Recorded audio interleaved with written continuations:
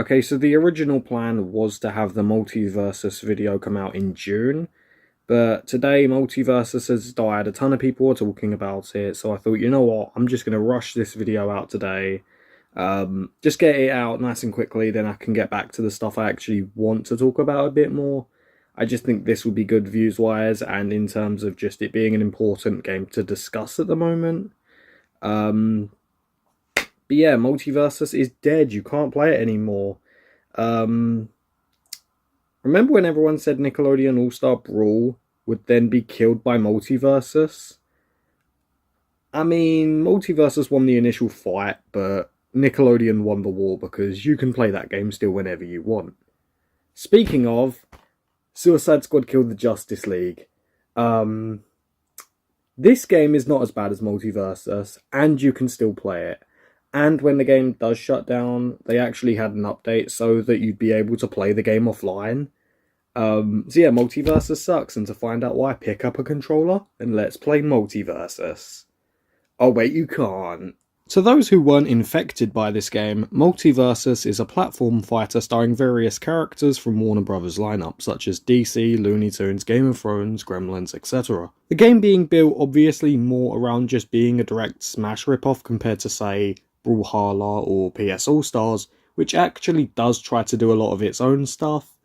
Multiversus is very blatant with what it's trying to be. The only other gameplay gimmick they have for Multiversus it's just the team ability, I guess, where certain characters would have abilities that affect the other person on your team if you played in the team game mode, and that's it. It's very basic, and it was actually pretty fun in the beta. Unfortunately though, when the game was in beta, it did get shut down after only a few months.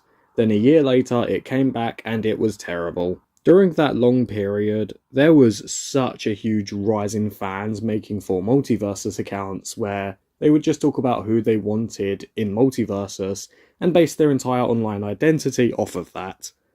And now they wasted the last 2 to 3 years of their life. Either way, fans speculated so much on who was going to be in the game when it returned. And a lot of people also wanted Walter White, even though it's a Warner Brothers game. I mean, the whole point of Multiversus was just to be that one scene in Space Jam 2 where it's like, look at all the stuff we own. So having Walter White kind of goes against the point a little.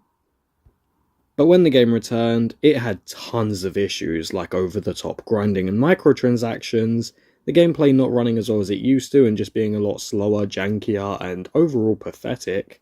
And as you can imagine, this had tons of matches crash.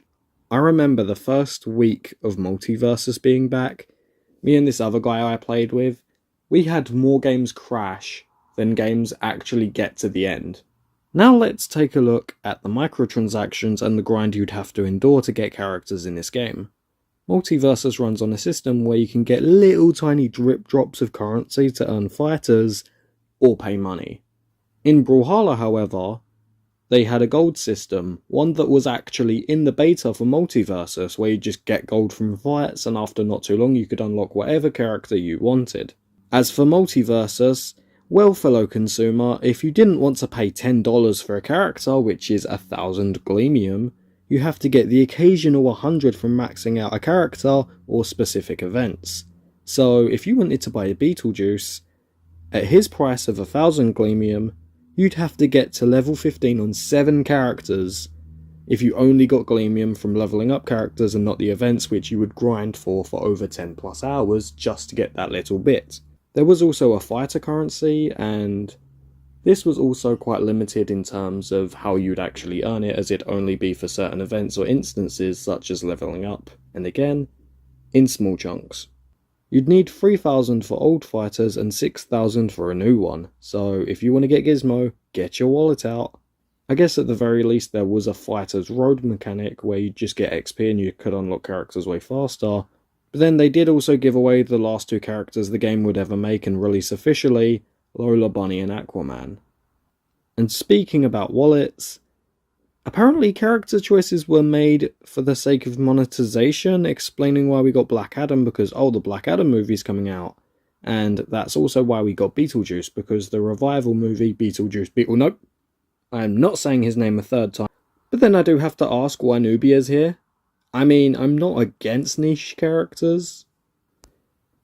I'm not against niche characters, but her?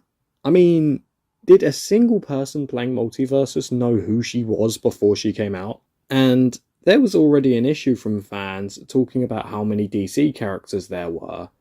And if you're gonna add more, why pick one barely anyone knows when there's over 50 plus characters who are really highly requested?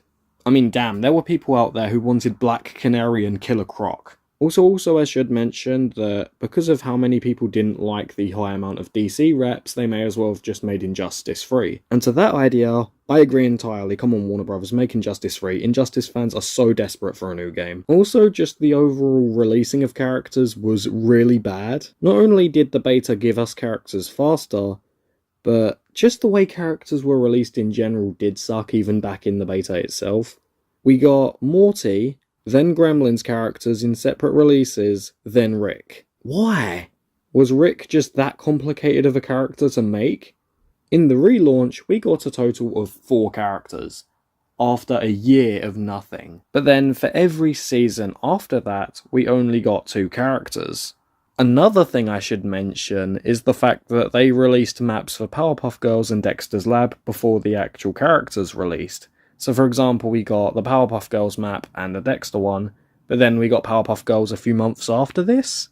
And as for Dexter, we never got him as a playable character. The worst part about that is the fact that Dexter was finished in the coding process.